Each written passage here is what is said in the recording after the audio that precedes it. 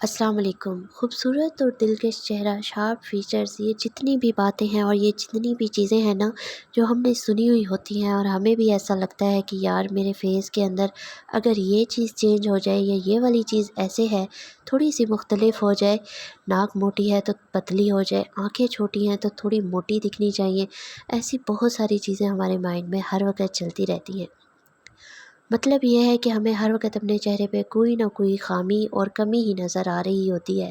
کیونکہ کہیں نہ کہیں ہم انفلوئنسڈ ہوتے ہیں۔ ہمیں ایسا لگتا ہے کہ فلاں ہم سے زیادہ خوبصورت ہے اور وہ ہم سے زیادہ پیارا لگتا ہے، اور کچھ سوشل میڈیا پہ ہر وقت خوبصورتی کے بارے میں ہی بتا بتا کے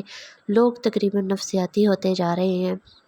اور ہمیں اپنے اندر صرف خامیاں ہی نظر آتی ہیں۔ لیکن کچھ ایسی باتیں ضروری ہیں جو کہ ہمیں پہلے سمجھنی ہوں گی کہ ہماری جو آئیز ہیں وہ ایک جیسی ہیں، سب کے پاس دو ہی آئیز ہیں، سب کی شیپ الگ الگ ہو سکتی ہے، نوز ایسی ہی ہے بیچ میں لیکن سب کی شیپ الگ الگ ہو سکتی ہے۔ اس طرح لپس بھی کسی کے باریک اور موٹے ہو سکتے ہیں، اگر دیکھا جائے تو سب کے فیچرز ایک جیسے ہی ہوتے ہیں، کسی کے مختلف ہوتے ہیں کہ ہم کہیں کہ فلاں ہم سے زیادہ خوبصورت ہے، تو ایسا نہیں ہے۔ بس بات یہ ہے کہ ہمیں اپنے فیچرز کو نکھارنا پڑتا ہے۔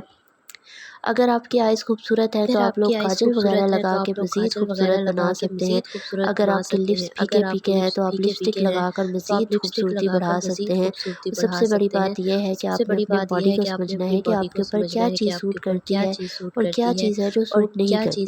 ہیئر سٹائل بہت بڑا رول پلے کرتا ہے، کسی پہ سیدھی باغ اچھی لگتی ہے، کسی پہ سائڈ پف اچھا لگتا ہے، کسی پہ بینگز اچھے لگتے ہیں، سب کے فیس پہ الگ الگ سٹائل اچھا لگتا ہے۔ اس لیے آپ کو اپنے فیس کے اکارڈنگ یہ بات سمجھنی چاہیے کہ آپ کے اوپر کیا چیز زیادہ اچھی لگتی ہے، آپ کے اوپر ایسا کون سا سٹائل ہے جو آپ کو زیادہ پیارا لگتا ہے۔ آپ اپنے ہیئر سٹائل کو بدل بدل کے بھی دیکھیں کہ کون سا زیادہ صحیح ہے، جو آپ کو زیادہ اچھا لگے وہ آپ اپنا سکتے ہیں۔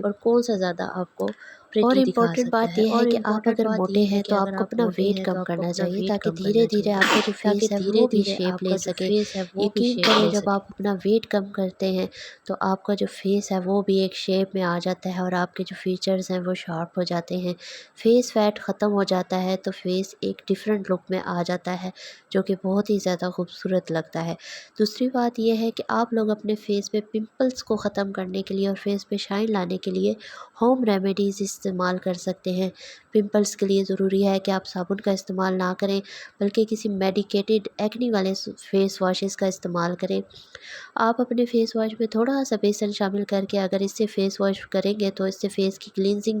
بہت ہی زیادہ اچھے طریقے سے ہو جائے گی۔ اور ایک فیس پیک جو میں آپ کو بتانے لگی ہوں، اگر آپ اس کا استعمال کر لیں تو یہ کسی فیشل سے کم نہیں ہوگا۔ سب سے پہلے آپ نے لینا ہے 2 چمچ دہی، اس میں 2 چمچ بیسن ڈالنا ہے، 2 چمچ ٹماٹر کا رس، 2 چمچ ایلو ویرا جیل، اور اس میں آپ نے